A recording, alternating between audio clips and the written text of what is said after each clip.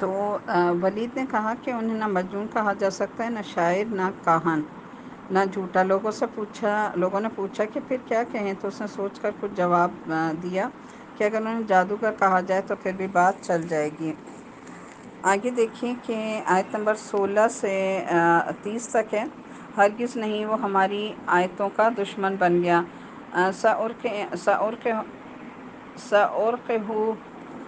سأرهقه صعودا إنه فكر وقدر فقتل كيف قدر ثم قتل كيف قدر۔ ہرگز نہیں وہ ہماری آیتوں کا دشمن بن گیا، ان قریب میں اسے ایک کٹھن چڑھائی پر چڑھاؤں گا۔ اس کا تو حال یہ ہے کہ اس نے سوچ کر ایک بات بتائی، خدا کی مار ہو اس پر کہ کیسی بات بنائی، دوبارہ خدا کی مار ہو اس پر کہ کیسی بات بنائی۔ پھر اس نے نظر دوڑائی، پھر تیوری چڑھائی اور منہ بنایا، پھر پیچھے کو مڑا اور غرور دکھایا، پھر کہنے لگا کہ کچھ نہیں، یہ تو ایک روایتی جادو ہے، کچھ نہیں، یہ تو ایک انسان کا کلام ہے۔ ان قریب میں اس شخص کو دوزخ میں جھونک دوں گا، اور تمہیں کیا پتہ کہ دوزخ کیا چیز ہے؟ وہ نہ کسی کو باقی رکھے گی اور نہ چھوڑے گی، وہ کھالوں کو جھلس دینے والی چیز ہے، اس پر 19 کارندے مقرر ہوں گے۔ اچھا، یہاں پر دیکھیں کہ آیت نمبر 17 کی جو ہے تفسیر کہ قرآن کریم میں اصل لفظ یہ صعود ہے، جس کے معنی ہیں پرمشقت چڑھائی، اور اس میں یہ ہے کہ یہ دوزخ کے ایک پہاڑ کا بھی نام ہے صعود۔ اور 18 میں ہے کہ قرآن کو نہ شاعری کہہ سکتے ہیں اور نہ کہانت، البتہ جادو کہہ سکتے ہیں۔ اور آیت نمبر 21 میں ہے کہ آس پاس کے لوگوں کو دیکھا کہ وہ اس کے بارے میں کیا رائے قائم کر رہے ہیں۔ آیت نمبر 27 کی تفسیر دیکھیے کہ دوزخ میں داخل ہونے کے بعد کوئی شخص ایسا باقی نہیں رہے گا جو جلے گا نہیں، اور نہ دوزخ کسی مجرم کو اپنے سے باہر رہنے دے گی کہ اسے باہر رہنے کے لیے چھوڑ دیا جائے۔ آگے دیکھیں، آیت نمبر ہے ہماری آیت نمبر 31۔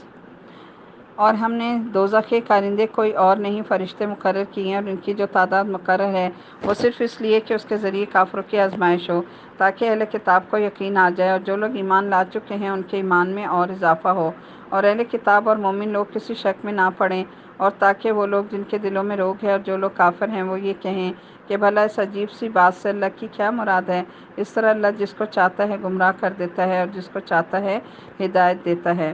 اب دیکھیں آیت نمبر 31 میں جو یہ بات کی گئی نا، یہ جو کارندے ہیں جہنم کے، تو جب یہ بات کی گئی تو کافروں نے اس کا بڑا مذاق اڑایا، اور اس نے کہا، لوگوں سے یہاں تک کہا کہ 19 میں سے 17 کے لیے تو میں ہی اکیلا کافی ہوں، یعنی اتنا پراؤڈلی، اتنے غرور کی اس نے بات کی، اور باقی 2 سے تم خود نمٹ لینا، یعنی 17 سے میں نمٹ لوں گا، 2 سے تم سب مل کے نمٹ لینا۔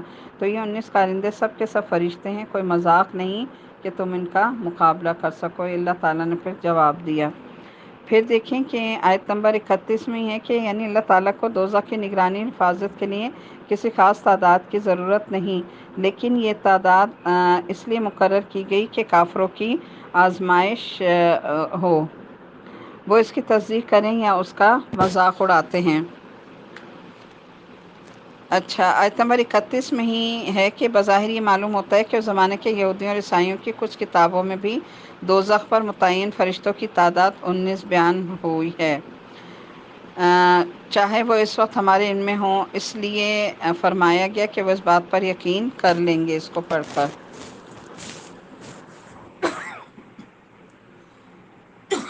آگے دیکھیں، آیت نمبر 31 سے 37 تک دیکھیں۔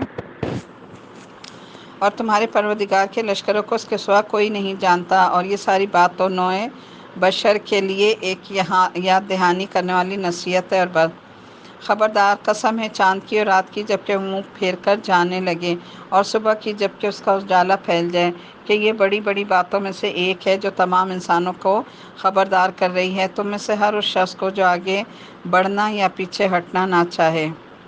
اب یہاں پر دیکھیں آیت نمبر 31 میں ہے کہ اللہ تعالیٰ نے اس کائنات میں جو مخلوقات پیدا فرمائی ہیں ان کو نہ صرف تعداد بلکہ ان کو عطا فرمائی ہوئی بنیاد پر عطا فرمائی ہوئی قوتوں کا اللہ تعالیٰ کے سوا کسی کو ٹھیک ٹھیک علم نہیں ہے، لہٰذا اس کی کسی مخلوق کے بارے میں اپنے محدود علم کی بنیاد پر یہ قیاس کر لینا کہ وہ ہم جیسی ہی ہوگی نری حماقت ہے۔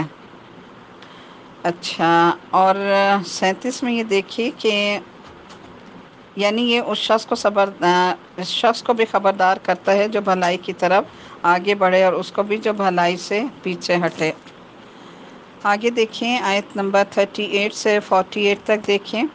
کل نفس بما کسبت رہینہ الا اصحاب الیمین فی جنات یتساءلون عن المجرمین ما سلککم فی سقر قالوا لم نک من المصلین ولم نک نطعم المسکین وَكُنَّا نَخُوضُ مَعَ الْخَائِضِينَ وَكُنَّا نُكَذِّبُ بِيَوْمِ الدِّينِ حَتَّىٰ أَتَانَا الْيَقِينُ فَمَا تَنفَعُهُمْ شَفَاعَةُ الشَّافِعِينَ۔ ہر شخص اپنے کرتوت کی وجہ سے گروی رکھا ہوا ہے سوائے دائیں ہاتھ والوں کے کہ وہ جنتیوں میں ہوں گے۔ وہ پوچھ رہے ہوں گے مجرموں کے بارے میں کہ تمہیں کس چیز نے دوزخ میں داخل کر دیا؟ وہ کہیں گے کہ ہم نماز پڑھنے والوں میں سے نہیں تھے اور ہم مسکین کو کھانا نہیں کھلاتے تھے۔ اب دیکھیں انہی اس میں صورتوں میں تقریباً تیسری چوتھی دفعہ یہ بات آئی کہ جہنم میں جانے کی دو وجوہات ہوں گی، ایک تو یہ کہ نماز نہیں پڑھنا اور دوسرا مسکین کو کھانا نہیں کھلانا۔ تو مسکین کو کھانا نہ کھلانا بھی جو ہے بہت بڑا گناہ یا جرم ہے جو انسان کو جہنم میں پہنچا دیتا ہے۔ تو کبھی بھی کسی غریب یا مسکین کو کھانے کے لیے منع نہ کریں، نہ اس کو جھڑکیں، اور جو لوگ بیہودہ باتوں میں گھستے ہیں وہ بھی ان کے ساتھ چلے جاتے ہیں۔ اور ہم روز جزا کو جھوٹ قرار دیتے ہیں یہاں تک کہ وہ یقینی بات ہمارے پاس آ گئی، چنانچہ سفارش کرنے والوں کی سفارش ایسے لوگوں کے کچھ کام نہیں آئے گی۔ آیت نمبر 45 میں دیکھیے کہ اس سے مراد کافروں کے وہ سردار ہیں جو اسلام اور قرآن کا مذاق اڑانے کے لیے محفلیں سجایا کرتے تھے اور بیہودہ مذاق سے حق کی تردید کیا کرتے تھے، لیکن قرآن کریم کے الفاظ عام ہیں جو ہر قسم کی بیہودہ گفتگو اور بیہودہ مشغلوں میں شامل ہیں جو آخرت میں انسان کے لیے مصیبت کا باعث بنیں گی۔ تو یہ دیکھیں یہ مجلسیں صرف کافر ہی نہیں سجایا کرتے تھے بلکہ آج ہمارے مسلمانوں میں بھی اس قسم کی مجالس جو ہے وہ ہوتی ہیں کہ جہاں مل کر لوگ بیٹھ جاتے ہیں، دین کا مذاق اڑاتے ہیں، دین والوں کا اڑاتے ہیں، جنت دوزخ پہ لطیفے بنائے جاتے ہیں اور ایک دوسرے کو سنائے جاتے ہیں، فرشتوں پہ لطیفے بنائے جاتے ہیں۔ تو یہ سب کچھ کرنا جائز نہیں ہے اسلام کی روح سے۔ دوسرا دیکھیے کہ آیت نمبر ہماری 49 سے دیکھیے 56 تک۔ اب ان لوگوں کو کیا ہو گیا ہے کہ نصیحت کی بات سے منہ موڑے ہوئے ہیں، اس طرح جیسے وہ جنگلی گدھے ہوں جو کسی شیر سے ڈر کر بھاگ پڑے ہوں، بلکہ ان میں سے ہر شخص یہ چاہتا ہے کہ اسے کھلے ہوئے صحیفے پکڑا دیے جائیں۔ ہرگز نہیں، بات اصل میں یہ ہے کہ ان کو آخرت کا خوف نہیں ہے، ہرگز نہیں۔ یہ قرآن ایک نصیحت ہے، اب جو چاہے اس سے نصیحت حاصل کر لے، اور یہ لوگ نصیحت حاصل نہیں کریں گے الا یہ کہ اللہ ہی ایسا چاہے۔ اس بات کا اہل ہے کہ اس سے ڈرا جائے اور وہی اس کا اہل ہے کہ لوگوں کی مغفرت کرے۔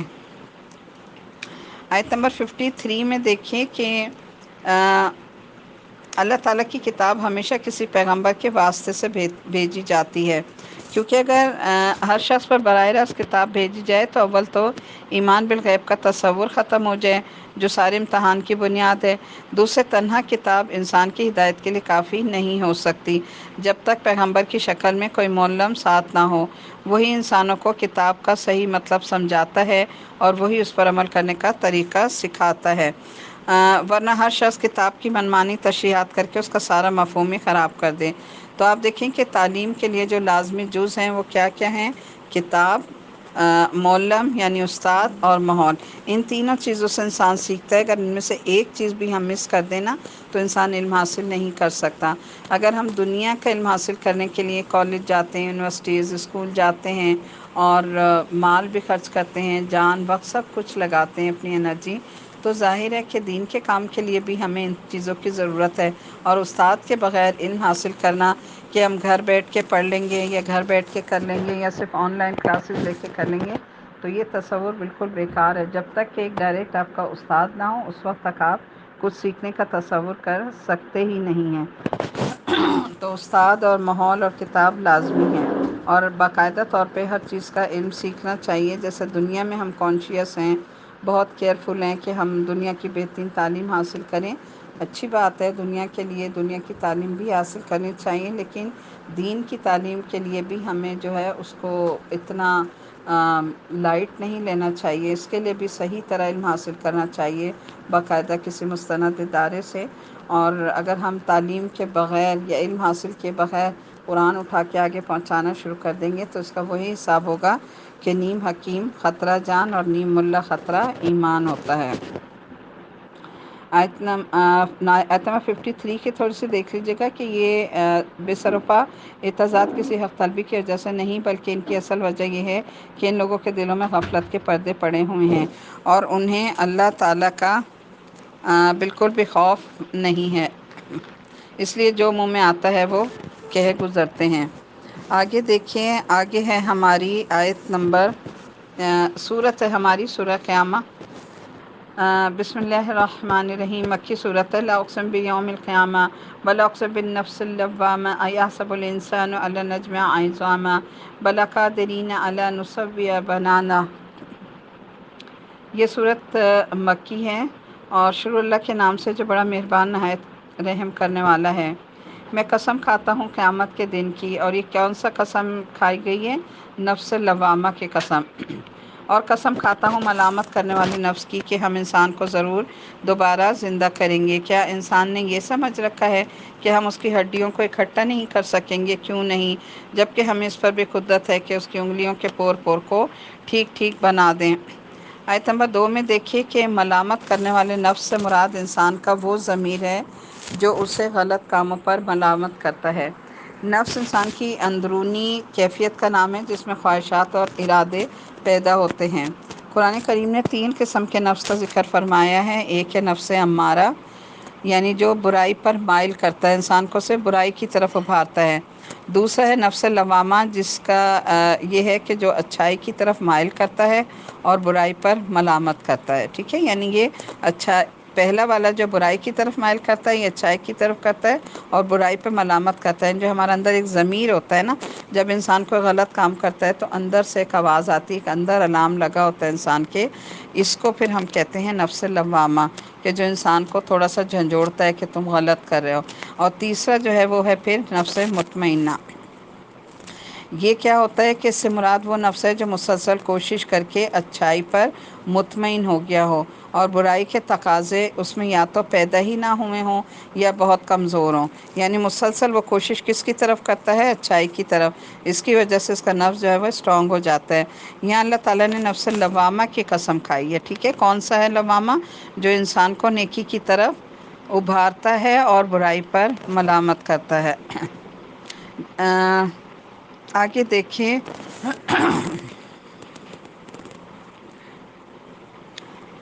اور قسم کھاتا ہوں ملامت کرنے والے نفس کی کہ ہم انسان کو دوبارہ ضرور زندہ کریں گے. کیا انسان نے یہ سمجھا ہے کہ ہم اس کی ہڈیوں کو اکٹھا نہیں کر سکیں گے؟ کیوں نہیں، جبکہ ہمیں اس پر بھی قدرت ہے کہ اس کی انگلیوں کے پور پور کو ٹھیک بنا کر رکھ دیں. ٹھیک ہے، تو یہاں پھر آپ دیکھیں